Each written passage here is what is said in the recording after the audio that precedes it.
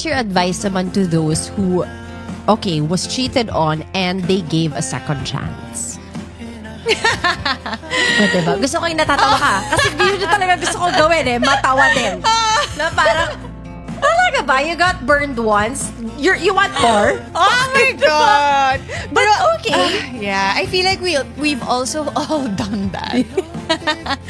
We've also all done that na parang, sige, kaya pa, baka it'll work this time. He said Yeah. sorry. He's so apologetic. He seems so sincere.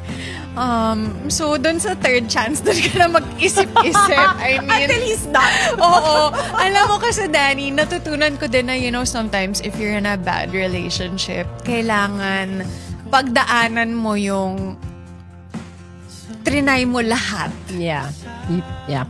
para makapag-move on ka na. Because you know na, okay, I gave a chance, I gave another chance, I gave it wala my all. talaga, Yeah. no turning back. Para once na nakapag-decide ka na, natauhan ka na, alam mong it was the right decision. Tama naman. Oo. It's yun nga lang talaga. Pagdadaanan mo talaga. Pagdadaanan Yun mo yun. talaga.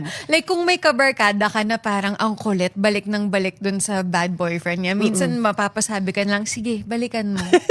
Nandito lang ako. Sagarin mo Oo, sarili mo. sagarin mo. Tapos usap tayo pag, nakita mo na ang liwanag. Parang ganon.